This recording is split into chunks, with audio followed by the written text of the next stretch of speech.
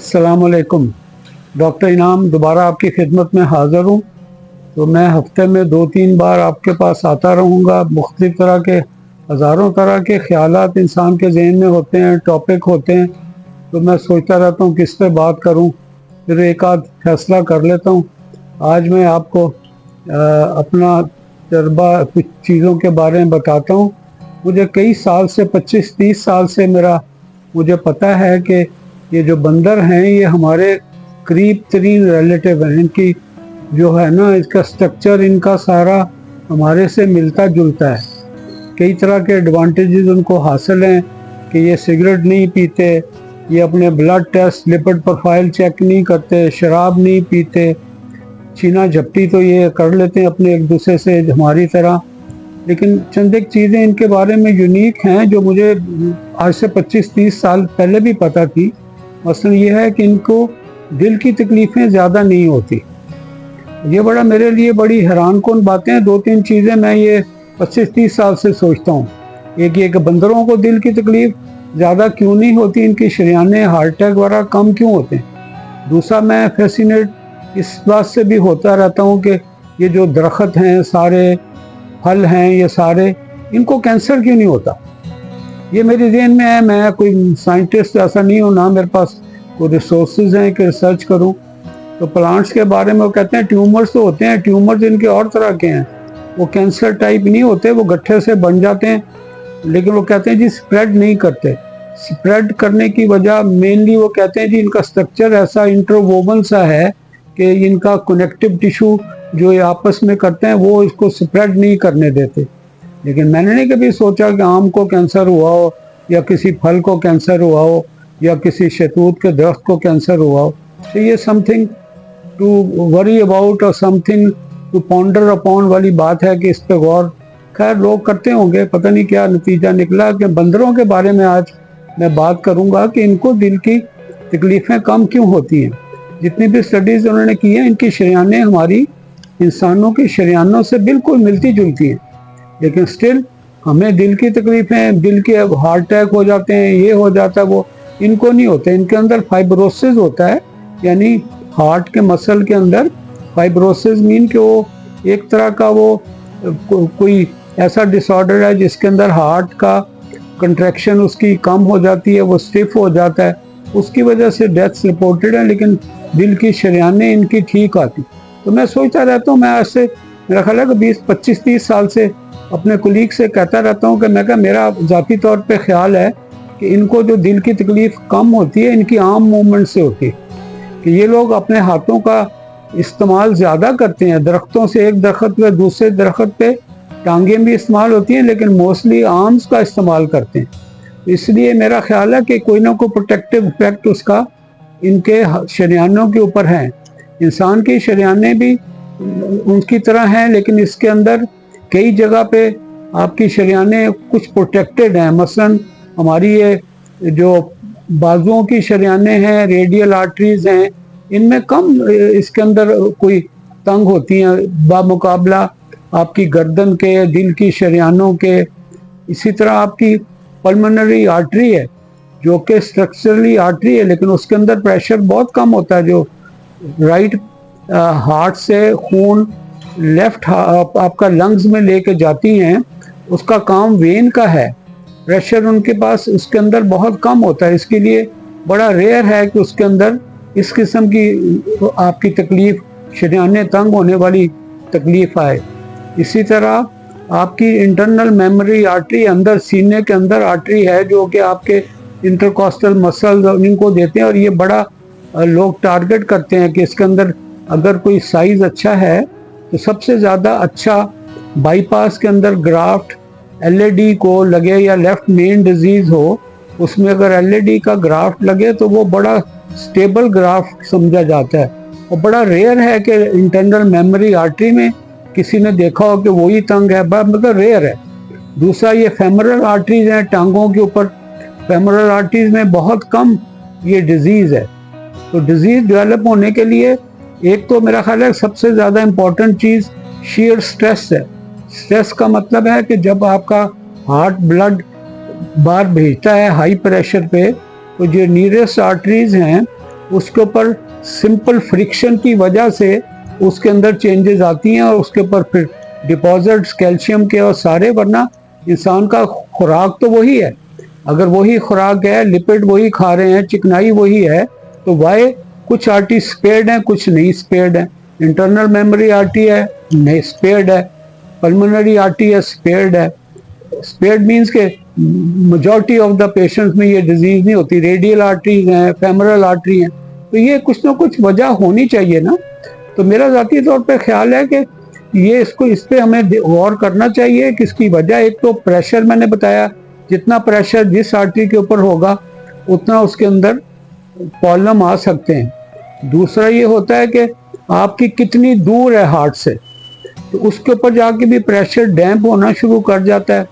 तो जो बंदरों में और इंसानों में फ़र्क जो मेरा लगता है, हमारी एक आपने सुना होगा ये ECP टेक्निक है, जिसके अंदर लोग आजकल बहुत पैसे लगते हैं। उसके अंदर आपके सेशंस, कई सेशंस होते हैं, 15, 20, 30 तक सेशन होते हैं, जिसके अंदर आपको बाहर से एक्सटर्नल कार्डियक जो है ना पल्सेशंस है, वो आपको सिंक्रोनाइज कर देते हैं हार्ट के साथ, कि हार्ट जब रिलैक्स करता है तो मुख्तलिफ तरह के पंप उन्होंने, एक बैलून जैसे ब्लड प्रेशर का अपरेटस है, टांगों पे, थाइस पे, पेट के ऊपर भी लगाते हैं, बाजुओं पे लगाते हैं। वो हार्ट जब रिलैक्स कर रहा होता है तो वो पंप करके कंट्रैक्ट करते हैं और हार्ट की तरफ खून को पेरिफेरी से भेजते हैं, यानी नीचे से हार्ट की तरफ भेजते हैं। उसका डायस्टोली में एक तो हार्ट की जो परफ्यूजन है, हार्ट के अंदर मसल्स को ब्लड सिस्टली में नहीं मिलता, यानी जब हार्ट कंट्रैक्ट करता है तो हाई प्रेशर होता है, हार्ट मसल कंट्रैक्ट कर रहा है, उसने 120 का क्रिएट किया, 120 ही दिल के शरियानों में आ रहा है, वो नीचे अंदर नहीं जा सकता क्योंकि हार्ट भी 120 है। हार्ट जब रिलैक्स करता है उसका प्रेशर 0 हो जाता है, तो उस वक्त नीचे का प्रेशर जो 120, 80 वाला है, वो हार्ट के मसल में जाता है और हार्ट के जो सारे उसको सप्लाई करता है।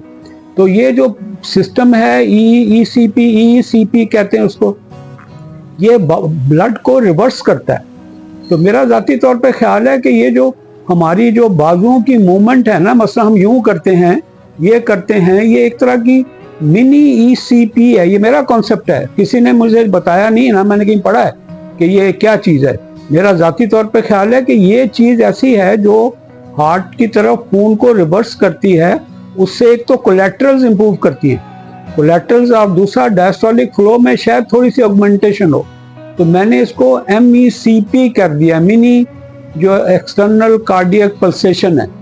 तो बंदरों में क्योंकि आर्म मूवमेंट बहुत ज़्यादा है, इसलिए मेरा ज़ाती तौर पे ख्याल है उनमें एक वजह शरियानों में ये भी हो सकती है। किसी ने नहीं आया, मैंने कभी नहीं देखा सुना किसी ने यूरोप में, पाकिस्तान कार्डियक सोसाइटी में, यूरोपियन कार्डियक सोसाइटी में या कहीं और अमेरिकन हार्ट एसोसिएशन में कभी इस चीज़ को किसने कहा हो। ये तो मैं अपनी तरफ से है। मे भी कुछ लोग जो ना आउटराइटली कहेंगे नहीं जी ये नहीं है मुमकिन, लेकिन this is something to think about. कि लिहाजा मेरा ज़ाती तौर पे ख्याल है कि जब आप एक्सरसाइज करें, एक तो आपने जब भी आप देखें ना ये एक्सरसाइज कर रहे हैं, इसमें भी ऑगमेंटेशन होगी, लेकिन ये वाली एक्सरसाइज है इसके साथ ऑगमेंटेशन ज़्यादा है। चलेंगे, टांगें सीधी हैं, वो भी ऑगमेंट कर सकती हैं, लेकिन अगर आप नीज को बेंड करेंगे, आप बाजुओं के साथ बेंड करेंगे, जैसे स्टैटिक रनिंग है, स्टैटिक रनिंग में नी ज़्यादा बेंड होते हैं, तो ये थोड़ा सा आपको ऑगमेंटेशन हो सकती है। May be one of the reason, थोड़ी सी कंट्रीब्यूशन इसकी वजह से हो सकती है। तो इसलिए मैं इसको कहता हूँ कि ये जो बंदर है ना, ये हमसे इस मामले में बाजी ले गए।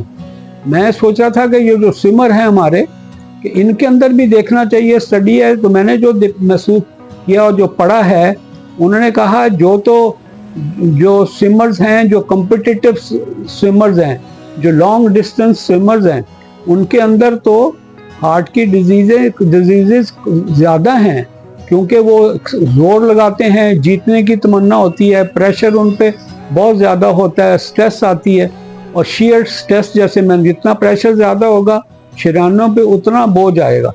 तो ये जो है ना, जो लेयरली स्विमिंग करते हैं, रिलैक्स होके करते हैं, उनमें कंपैरेटिवली स्पीकिंग दूसरे लोगों के मुकाबले में दिल की तकलीफ़ें, दिल की शरीरानों की तकलीफ़ें कम होती हैं। तो लिहाजा आपने ये जो मेरी ECP है ना, मिनी जो आपकी एक्सटर्नल कार्डियक पल्सेशन है ना, इसको हमें ऑगमेंट करने की कोशिश करें, इसको बढ़ाने की कोशिश करनी चाहिए, और मे बी ये हेल्पफुल होगी। आपने देखा होगा एक दिन वो कोई, मैंने भी देखा है, एक दो बार वीडियो देखी है, वो चाइनीज है, पता नहीं कौन सी कौम है, वो ऐसे कर रहा होता है कि जी आप 10 बार ऐसे करें, 5-10 बार ऐसे करें, फिर ये आर्म पिट्स के अंदर करें, पेट के ऊपर करें। तो ये उसका ज़ाहिर उसका हार्ट पे असर नहीं होना चाहिए। ओनली रीज़न कि मे बी इस तरह करने से अगेन आपका ब्लड, आपका वो MECP हो रही है, मिनी जो है ना ECP है। तो ये मेरा ख्याल ऐसे रीजंस हैं, ये मेरा अपना कॉन्सेप्ट है, आप एग्री करें ना करें, लेकिन ये आपको जहन में रखना चाहिए कि इसके बावजूद कि उनकी शरियानें बंदरों की हमसे मिलती हैं, लेकिन वो हमसे इस मामले में ज़्यादा बेहतर हैं। ठीक है, मतलब उनका सिगरेट नहीं पीते हैं, शराब नहीं पीते हैं, अपने टेंशन वाले काम, लिपिड प्रोफाइल, हमारे हर बंदा 2-3 महीने बाद करा के परेशान हो रहा था कि जी मेरा कोलेस्ट्रॉल इतना हो गया, मेरा ये इतना हो गया।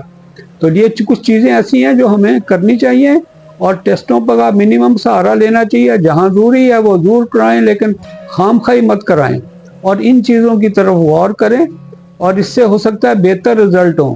क्योंकि आफ्टर ऑल ये जो मैंने बताया कि दिल की तकलीफ़ें बड़ी कॉमन हैं, और इसमें से कुछ आर्टरी प्रोटेक्टेड हैं, कुछ को में ज़्यादा होती है, तो हमें इन चीज़ों पे गौर करना चाहिए। और मेरा मशवरा ज़ाती तौर पे ये है कि आप ये एक्सरसाइजेज ज़रूर करें। ECP की कॉन्ट्रा इंडिकेशन है कि मसलन प्रेगनेंसी में आप ECP नहीं कर सकते। दूसरा ये है कि एओर्टिक रिगर्जिटेशन है, जब एओर्टिक वेल में से जेट वापस आता है, उसमें बिल्कुल ठीक नहीं है। फिर एट्रियल फिब्रिलेशन है, जब एट्रिया ऊपर के chamber, low pressure chamber cure करते हैं, वो फिब्रिलेशन में जाते हैं, तो उसके अंदर भी वो रिकमेंडेड नहीं है। लेकिन ये जो मेरी MECP है, जो मिनी ECP है, इसमें प्रेगनेंसी में भी कर सकते हैं, इसके अंदर एओर्टिक रिगर्जिटेशन में भी कर सकते हैं, इवन एट्रियल फिब्रिलेशन है उसमें भी कर सकते हैं। तो अपना ख्याल रखिएगा, इसके ऊपर आप सोचें, डिस्कस करें, स्पेशली फॉर डॉक्टर्स के लिए बड़ा इंपॉर्टेंट है, उसको करें, रिजेक्ट करें कोई बात नहीं, लेकिन this is a new thought, I thought कि मैं आपसे शेयर करूं। अपना ख्याल रखिएगा, दुआ में याद रखना आपने। अल्लाह हाफिज़, अस्सलाम वालेकुम।